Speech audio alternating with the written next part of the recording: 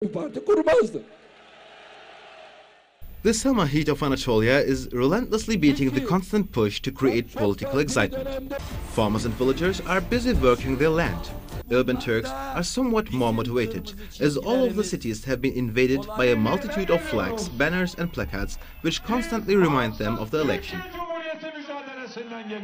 Party bosses cry out party songs and reassure their partisans that they are present in strong prayer to the election. It appears that most Turks have already formed their opinion. They are full of the political crisis from their TV screens and consider this election a prelude to the presidential election, which has already started to dominate the campaigns. The current Justice and Development Party wrote to the government in 2002 for the first time on the back of an enormous wave of discontent with a whole generation of Turkish politicians responsible for the economic crisis of 2001. The main opposition, Republican People's Party, the only other party to be elected in 2002, was also absent from the parliament elected in 1999, having failed to get over 10% of the national vote, the threshold necessary to begin qualifying for seats.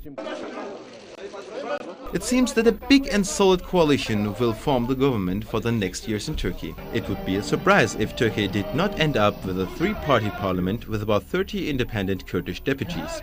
The Republican People's Party might increase in proportion, but end up still with a lower number of deputies due to the entrance of the Nationalist Movement Party.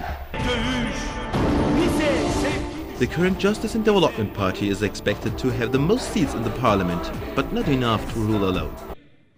Tek başına biz iktidar olamazsak, if we cannot form the government alone, I promise you I will abdicate. Going further on the path of reform, restarting the European Union process, synchronizing again with the United States of America and keeping growth steady are just a few of the tasks the new parliament will have.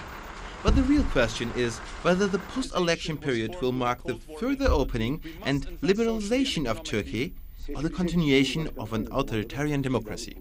There are only a few days left. One of the most critical elections in the history of the Turkish Republic takes place on July the 22nd. It is an election that was called after a political crisis, namely the inability of parliament to elect a new president due to an external intervention. 3 or 4 parties are expected to get a place in the new parliament. Experts agree that this is not an ordinary poll for Turkey and that the entire future of the republic is at stake.